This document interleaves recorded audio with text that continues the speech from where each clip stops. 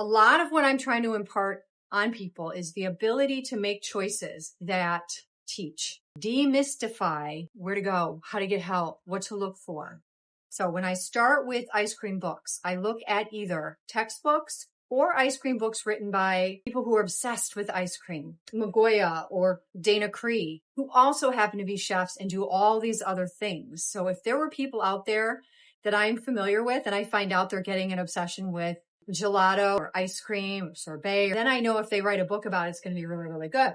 The only book I can say that was horrible was Ben & Jerry's. They got bought out recently by private equity and they're not happy with how the whole company is being handled and they're not quite as sensitive about all the stuff they used to be sensitive about. Their book is useless. It's really cute. It's in storage. I don't even have it with my book collection. It isn't even an ice cream book, so don't buy that one.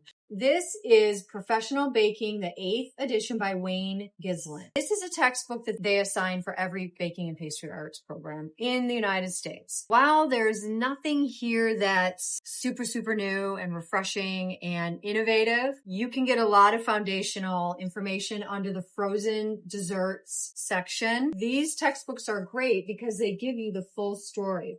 All of the temperatures, the percentages, formulas. You can learn a lot from a textbook. When I was looking at the Advanced Bread and Pastry by Michael Suas, I opened to this page and I knew I was in the ice cream section. This is ice cream math. When you put in certain numbers and then others, they help you build the formula. If you really want to start to learn some technical information about making ice cream, it's going to be under frozen dessert section. That is a book that is from the CIA. It is also assigned in baking and pastry arts programs across the country. Jeni's Splendid Ice Cream is a book written for the home ice cream maker. It has easy to find ingredients like cornstarch and Caro syrup, corn syrup. It works in volume measurements, cups and spoons. So that is a reason I don't keep the book around. I believe that you need to be working in grams and weight, not volume. That's going to help you be a much better ice cream maker. But it has a decent technical section, a nice overview, and really great flavors and visual inspiration. The David Leibovitz, The Perfect Scoop.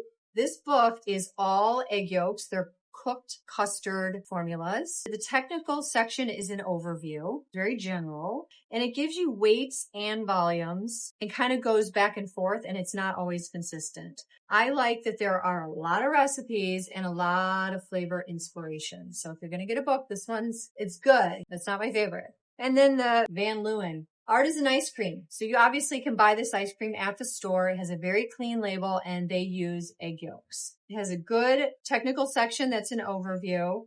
It goes back and forth between weight and volume a little bit, so it's not consistent, which I question why. It has good flavor inspo and photos, and I love their products and packaging. Just, really, really pretty book.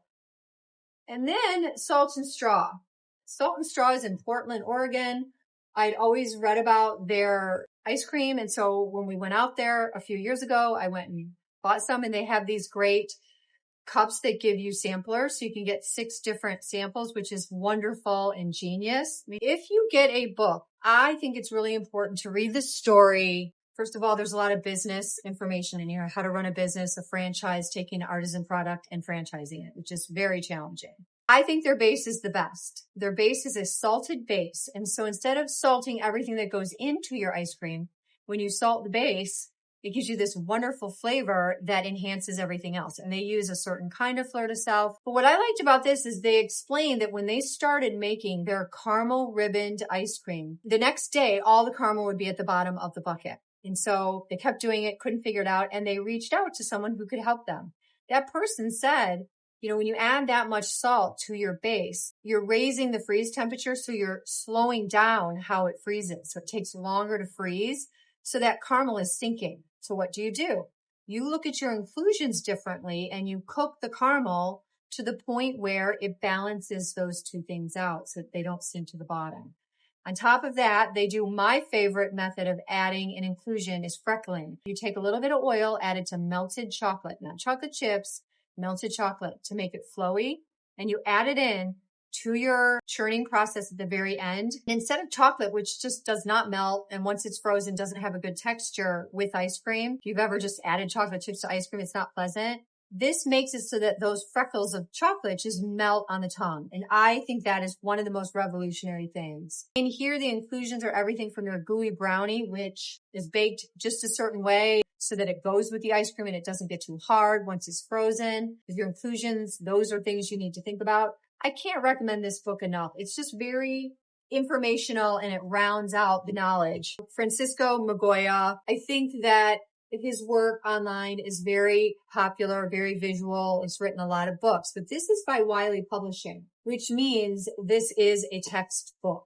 It's very technical, heavy use on the xanthan and other stabilizers, but a lot of explanation. It works in grams, and there's a huge technical section at the back to help get you started. And I think the charts, formulas, the percentages, production suggestions, because they give you ideas that if you want to run a restaurant, or what if you have a coffee shop and you just want to make a batch of ice cream just to have an ice cream of the day. I mean, there's so many things you can do to add money and profitability to your businesses. He addresses those concerns because it's one thing to make ice cream. It's another thing to be able to monetize it. So it's very professional and could be used in a lot of different settings. It might be a little too much for the home ice cream person. It's very all-encompassing, but it is an excellent advanced ice cream book. Now, this is a book I have not had a chance to read yet. I flipped through it a little bit today, but I was reading about it. It's at Morgenstern's Ice Cream in New York. And I was interested because this guy runs this ice cream place. And so I know that anything he talks about is going to be based on customer feedback and production experience. And it does come in grams and volume. Lots of really nice photos. I plan on reading the entire thing, his entire story, the story behind every single recipe. And he has a little bit of food at the back, things like French fries and some things that I think are very soda fountain-like for the menu. And then I saved my favorite for last. I think that Hello, My Name is Ice Cream is the best ice cream book for the home ice cream maker, and it straddles the line to professional. It's beautiful. It's scientific. It's very comprehensive, but it's also very playful and relatable. And you have options for using things that you can find at your grocery store or things you're going to have to go online to order. I think there's a beautiful combination of graphics and actual photographs. It's just a beautiful book. This bridges the gap between the home ice cream maker and the professional. It has a lot of recipes, lots of flavor, ideas, options, inspo. And I think it could help people to understand what these different ingredients do and which formula you want to choose based on the flavor profile and finished desired outcome you want. Because some ice creams should be light, minty, tea, herbaceous. Others are going to be heavier, like when I made the licorice, which was so delicious out of her book. You don't have to add all your flavor to the base. You can have a neutral base and then a ribbon of salted caramel or brownie chunks or cookie chunks.